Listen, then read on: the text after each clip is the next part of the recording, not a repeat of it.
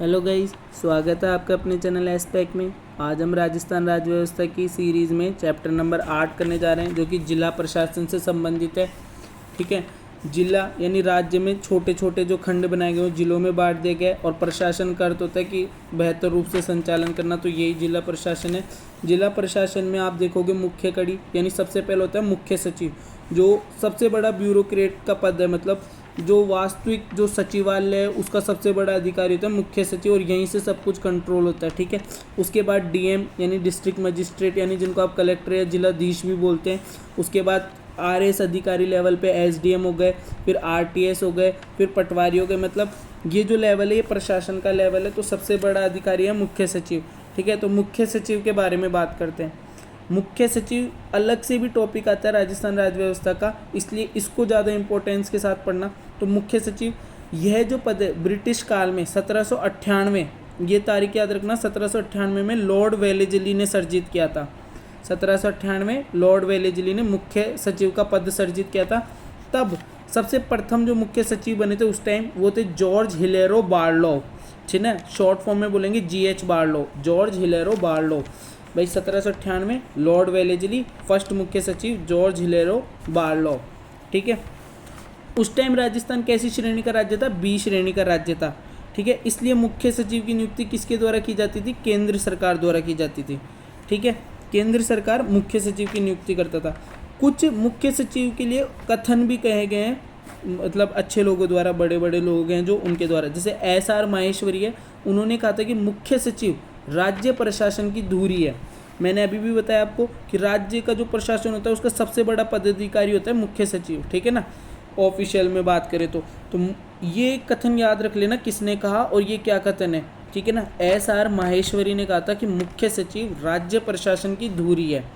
ठीक है, इसके अलावा एक कथन और है, मुख्य सचिव अवशिष्ट वसीयतदार होता है। अवशिष्ट वसीयतदार का अर्थ क्या है? यानी वो ऐसे कार्य करता है जो किसी भी मंत्रालय में नहीं आते हो। ठीक है ना, अलग ही जो रह जाते हैं मामले उनको निपटाता है। ठीक है, अब आओ बात करते हैं आगे।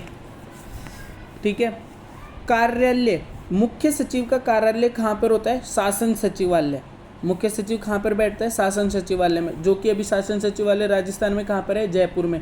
तो इसका ऑफिस कहाँ है? जयपुर के शासन सचिवालय में। ठीक है, ये एक है सचिवालय पुनर्गठन समिति, ये बनी थी 1969 में। इसके अध्यक्ष थे मोहन मुखर्जी। सचिवालय पुनर्गठन समिति 1969 के अध्यक्ष थे मोहन मुखर्जी।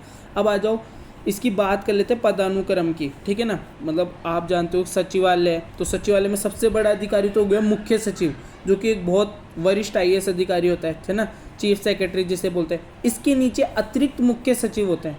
ठीक है ना, additional chief secretary, additional chief secretary यानी बहुत सारे होते हैं। मतलब मुख्य सचिव के नीचे जैसे 2-3 अतिरिक्त मुख्य सचिव है, फिर उनके नीचे भी संयुक्त सचिव होते हैं, जॉइंट सेक्रेटरी। उनके नीचे होते हैं डेप्यूटी सेक्रेटरी यानी उप सचिव, और उनके नीचे होता है असिस्टेंट सेक्रेटरी यानी सहायक सचिव। ठीक है, ये सभी आईएएस लेवल के अधिकारी होते हैं। इसके अलावा शासन सचिवालय के प्रत्येक विभाग में अलग अलग प्रिंसिपल सेक्रेटरी, जैसे आप जानते हो कि सचिवालय में बहुत सारे विभाग हैं। ठीक है ना, जैसे इलेक्शन विभाग हो गया, पंचायती राज विभाग हो गया, ग्रामीण विकास हो गया, इस तरीके के अलग अलग विभाग बने। तो उनके भी विभागों के अपने अपने प्रिंसिपल सेक्रेटरी, मेन सेक्रेटरी, अन्य सेक्रेटरी ये होते हैं। ठीक है ना, जो कि केंद्र व राज्यसभा के अधिकारी होते हैं। अब नियुक्ति कौन करता है भाई? इनकी नियुक्ति करता है मुख्यमंत्री। इंपॉर्टेंट बात है, ये प्रश्न बन जाता है कि मुख्य सचिव की नियुक्ति कौन करता है? ठीक है, तो मुख्यमंत्री करता है मुख्य सचिव की नियुक्ति।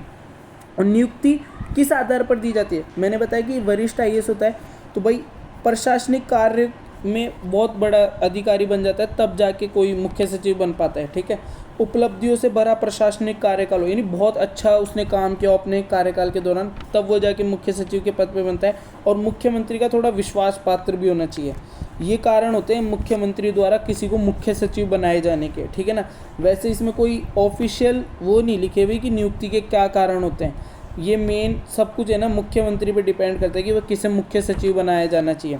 जैसे आप देखोगे अब की बार राजस्थान में मुख्य सचिव उषा शर्मा बनी है, जबकि उनसे बड़े अधिकारी थे, उनको मुख्य सचिव बनाया जाना था, लेकिन उनको ना बनाकर उषा शर्मा को बनाया गया। ठीक है, तो ये सब सीएम पर डिपेंड करता है कि वो किसको मुख्य सचिव बनाएंगे। ठीक है ना, अब आ जाओ इनके अधिकार व शक्तियों के बारे में। मुख्य सचिव के क्या अधिकार और क्या शक्तियाँ हैं? ठीक है। सबसे पहले तो सचिवों की बैठकों की अध्यक्षता करना, जो भी सेक्रेटरी होते हैं, ठीक है, उनकी जो भी बैठक हुई उनका अध्यक्ष कौन करेगा, चीफ सेक्रेटरी, ठीक है। लोक सेवाओं का अध्यक्ष तथा बैठकों की अध्यक्षता करना, लोक सेवाएं यानी सिविल सर्वेंट के जो भी होते हैं उनकी बैठकों की अध्यक्षता करता है ये, ठीक है। इसके बाद सीएम को सलाह देना, क्योंकि ये सबसे बड़ा अधिकारी होता है ऑफिशियल में, तो ये सीधे सीएम से कनेक्ट होता है, तो सीधे सीएम को यही सलाह देता है कोई भी चीज़ के लिए, ठीक है। ये मंत्री परिषद का सचिव होता है परंतु सदस्य नहीं होता। आप जानते हो एक सीएम होता है और सीएम की मंत्री परिषद होती है, तो उसका भी ये सेक्रेटरी होता है, लेकिन सीएम की जो मंत्री परिषद है उसमें ये मंत्री थोड़ी ना होता है, कोई सदस्य नहीं है उस चीज़ का, और ये उनकी बैठकों में भी भाग लेता है।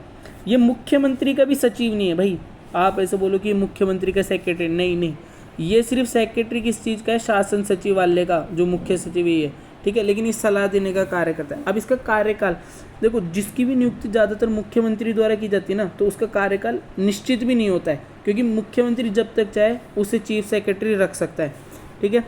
इसका कार्यकाल इसकी सेवानिवृत्ति के बाद भी बढ़ाया जा सकता है। मैंने बताया ना कि सीएम की इच्छा अनुसार चलता है।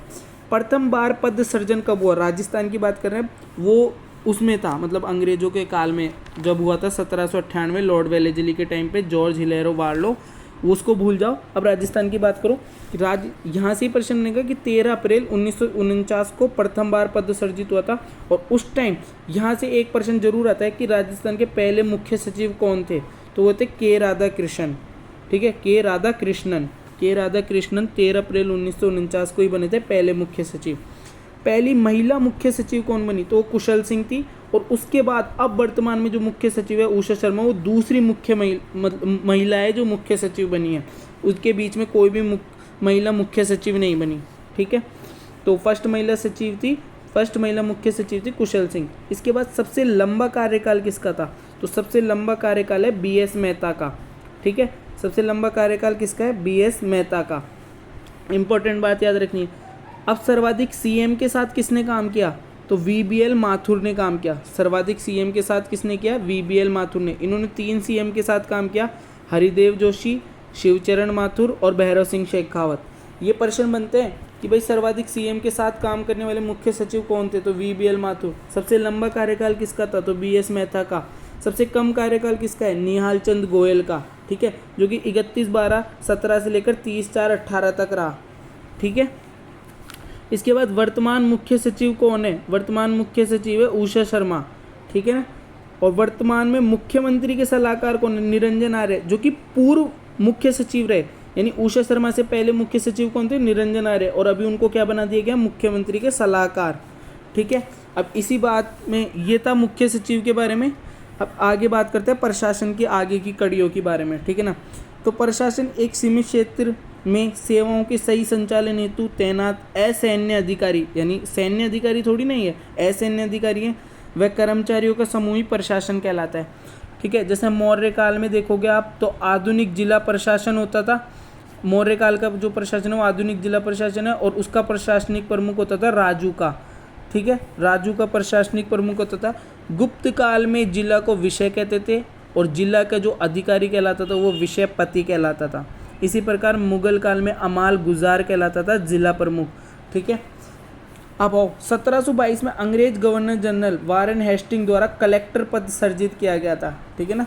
तो ये भी इंपॉर्टेंट बात है कि कलेक्टर पद किस गवर्नर जनरल ने सर्जित किया था, तो वारेन हेस्टिंग ने किया था, ठीक है। अब जिला प्रशासन, भाई जिला का प्रशासन करने का उद्देश्य क्या है, क्यों किया जा रहा है जिला प्रशासन, तो कानून व्यवस्था बनाए रखने के लिए। भाई कोई कानून आएगा तो उसको लागू भी तो करना पड़ेगा, तो आम जनता तो ऐसे मानती नहीं है, तो कोई अधिकारी होना चाहिए कि उसको लागू करवा पाए। सरकार का भू राजस्व एकत्रित करना हो, जिले की नगरीय व ग्रामीण जनता का कल्याण करना हो, ये सब उसके उद्देश्य थे। समय समय पर लोकसभा, विधानसभा, स्थानीय निकायों के चुनाव करवाने हो, इन सब के कारणों के लिए जिला प्रशासन है, ठीक है। अब पहला पद है जिलाधीश का, जिसको आप डीएम कहते हो। जिला प्रशासन में जिला कलेक्टर या डीएम होता है, ये आईएएस रैंक का अधिकारी होता है। यहाँ से एक प्रश्न बनता है कि जो जिलाधीश होता है या डीएम या कलेक्टर जो होता है वो किस लेवल का अधिकारी होता है, आईएएस, आरएएस, इस तरीके से, तो ये आईएएस रैंक का अधिकारी होता है, ठीक है। ये सरकार का आँख, कान, हाथ के रूप में कार्य करता है, ठीक है। इसके अधीन काम कौन कौन करते हैं, एसडीएम या एसडीओ, तहसीलदार, ठीक है ना, जो छोटे और भी नीचे तहसीलदार से नीचे जो पटवारी है, ये सब इनके अंडर में ही काम करते हैं, ठीक है। अभी जैसे वर्तमान में राजस्थान में अगर जयपुर राजधानी है तो जयपुर के जो जिला कलेक्टर हैं वो प्रकाश राज पुरोहित है, ठीक है। अब इसके कार्य क्या होते हैं भाई, राज्य सरकार के प्रतिनिधि के रूप में काम करता है ये, एक तो भू राजस्व अधिकारी के रूप में काम करेगा, जिला प्रशासक के रूप में काम करेगा, संकटकालीन प्रशासक के रूप में, विकास अधिकारी के रूप में। अन्य कार्य क्या होते हैं इसके, जैसे अगर चुनाव हो रहे तो जनगणना, वो चुनाव करवाएगा, जनगणना करवाएगा, कोई विस्थापित हो गया तो उनका पंजीयन करेगा, ठीक है। कोई योजनाएं लागू होगी तो उनको योजनाओं को लागू करवाएगा, आम जनताओं की इच्छाओं व आवश्यकताओं को पूर्ति करेगा तथा जनसंपर्क अधिकारी के रूप में काम करेगा, जनता की ज़रूरतों को सरकार को बताएगा, ठीक है ना। ये काम होते हैं। और इसके बारे में कुछ विभिन्न कहावतें भी हैं, जैसे रजनी कोठारी ने इसे संस्थागत करिश्मा की उपाधि दी। रजनी कोठारी ने इसे किसकी उपाधि दी, संस्थागत करिश्मा की। इस प्रकार रैमजे मैकडोनाल्ड ने क्या कहा, जिलाधीश की तुलना एक कछुए के समान है जिसकी पीठ पर भारत सरकार का हाथी खड़ा है। इंपॉर्टेंट कथन है रैमजे मैकडोनाल्ड का कि जिलाधीश की तुलना किसके समान है, कछुए के समान, जिसकी पीठ पर भारत सरकार का हाथी खड़ा है। के दास ने क्या कहा, कहीं दूसरी जगह जिलाधीश के समान अधिकारी न तो हुआ है और ना ही होगा। के दास ने क्या कहा, कहीं दूसरी जगह जिलाधीश के समान अधिकारी न तो हुआ है और ना ही होगा। इसी प्रकार साइमन कमीशन ने क्या कहा, जिलाधीश को एक अधिवक्ता, एक लेखाविद, एक सर्वेक्षणकर्ता तथा राजपत्रों का तैयार लेखक होना चाहिए। यानी ये उसके गुण हैं, मतलब एक जिलाधीश को एक अच्छा अधिवक्ता भी होना चाहिए, एक लेखाविद भी होना चाहिए, एक सर्वेक्षणकर्ता भी होना चाहिए, राजपत्रों का तैयार लेखक यानी राजपत्रों को संभाल सके ऐसा होना चाहिए। अटल बिहारी वाजपेयी ने भी कहा था कि जिलाधीश प्रशासन की धुरी है, ठीक है। अब जिलाधीश से नीचे होते हैं उपखंड लेवल यानी उपखंड अधिकारी, ठीक है। तो जैसे राजस्थान में भी वर्तमान में 244 उपखंड है, प्रत्येक जिले को अनेक उपखंड में बांटा गया और उनके अधिकारी एसडीओ होते हैं, ठीक है। ये आरएस रैंक के अधिकारी होते हैं, इनका अधिकारी जिलाधीश होता है, यानी इनका जो ऑफिसर होता है वो जिलाधीश होता है और ये उसके अंडर में काम करते हैं। इनके काम क्या होते हैं भाई, भू अभिलेख तैयार करना, पटवारी, कानूनगो तथा भू अभिलेख निरीक्षक का निरीक्षण करना यानी इंस्पेक्शन करते हैं वो। उपखंड के कृषि उत्पादन का आकलन करना, उनके उपखंड में कितनी कृषि उपज हुई, सरकारी कोई भूमि है तो उस पर अतिक्रमण रोकते हैं, भू राजस्व वसूली के संबंध में निर्देश देते हैं कि भाई कैसे कैसे वसूली करनी है, ठीक है। भू राजस्व संबंधित कानूनों की पालना पर निगरानी रखते हैं कि भाई इन कानूनों की पालना हो रही है या नहीं हो रही, ठीक है। न्यायिक अधिकारी के रूप में एसडीओ भूमि सीमा विवाद, चारागाह, भू अभिलेख, पंजीकरण, भू राजस्व, संपत्ति विभाजन आदि विवादों को निपटाता है। एसडीएम अधिकारी दंडनायक के रूप में अपने क्षेत्र में शांति व्यवस्था स्थापित करने का भी कार्य करता है। इसके लिए वह पुलिस थानों व चौकियों का निरीक्षण, फौजदारी प्रशासन का संचालन तथा धारा 144 लागू करने का अधिकार प्राप्त है इसको, एसडीएम को, ठीक है। गांव में आर्थिक, सामाजिक तथा विकास कार्यक्रमों को संचालन करने का दायित्व उपखंड अधिकारी का ही है, ठीक है। अब उपखंड से नीचे लेवल पे आओगे तो आप आएगा तहसील लेवल, जो कि तहसील या तहसीलदार। जैसे अब राजस्थान में वर्तमान में 287 तहसील हैं और 135 उप तहसील हैं, ठीक है ना। तो अब आ जाओ भाई, आपने तहसील स्तर पे बांटा तो तहसील का अधिकारी होता है तहसीलदार। इसकी नियुक्ति राजस्व मंडल द्वारा की जाती है, राजस्व मंडल जो कि अजमेर में है, ठीक है ना। ये राजस्थान तहसीलदार सेवा के सदस्य होते हैं, ये एक राजपत्रित अधिकारी होता है, ठीक है ना। इसकी सेवा पर नियंत्रण 1956 में राजस्व मंडल को सौंपा गया था। तहसीलदार सेवा पर नियंत्रण कौन करता है, राजस्व मंडल, जो कि 1956 में सौंपा गया था। और राजस्व मंडल की स्थापना हुई थी 7 अप्रैल 1949 को अजमेर में, ठीक है। तो राजस्व मंडल ही इसकी नियुक्ति करता है, ठीक है। इसके भी काम वही हैं, भू अभिलेखों का निरीक्षण, पटवारी कानून को, भू निरीक्षकों की निगरानी, राजस्व वसूली, कानून उल्लंघन पर दंड देना। और न्यायिक कार्य क्या है इसके, काश्तकारी, चारागाहों की भूमि सीमा विवाद, उत्तराधिकारी, भू संपत्ति का विभाजन, सरकारी भूमि पर अतिक्रमण, ठीक है। इसके अलावा संबंधित मामलों में तहसीलदार को सुनवाई की शक्ति प्राप्त है, ठीक है। तहसील में राजकीय पत्रों का तामीली कार्य भी तहसीलदार का ही है, ठीक है ना। यानी पत्राचार का जो मेन काम है वो भी तहसीलदार का ही है यहाँ पे।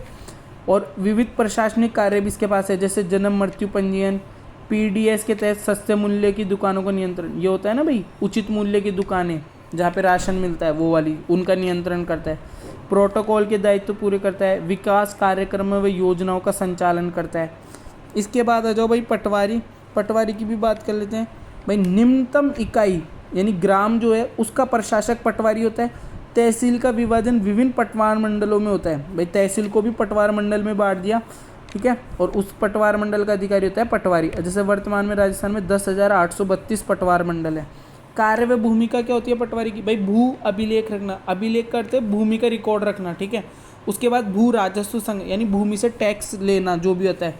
आपातकालीन कोई भी सहायता आ जाए वो करना, भूमि सुधार कार्य करना, राजस्व अभियानों का संचालन करना, समग्र ग्रामीण विकास के लिए काम करना, गांव के आंकड़े एकत्रित करता है, समन्वय स्थापित करता है, सरकार के विभिन्न कार्य करता है, ठीक है। जैसे भारत में जो प्रशासन की आधारभूत इकाई मानी गई है वो है जिला, जबकि राजस्थान में जो है ग्राम पंचायत जो होती है मेन, ठीक है। जिला कलेक्टर का जो एक कार्य नहीं है वो है भू राजस्व एकत्रित नहीं करना। ये जिला कलेक्टर नहीं करता है भाई, पटवारी करता है। पटवारी से ऊपर जो लेवल के अधिकारी होते हैं वो काम करते हैं भू राजस्व के निर्देश। मेन तो कलेक्ट तो यही करता है, उपखंड अधिकारी एसडीएम एसडीओ लेवल के बस निर्देश देते हैं, जबकि जिला कलेक्टर इस मामले से संबंधित नहीं है, ठीक है। तो इस वीडियो में इतना ही। अगर वीडियो में दी गई जानकारी आपको अच्छी लगी हो तो लाइक कर देना और चैनल को सब्सक्राइब कर देना। ये काफ़ी महत्वपूर्ण टॉपिक था, तो ध्यान रखना, इसको अच्छे से पढ़ना है।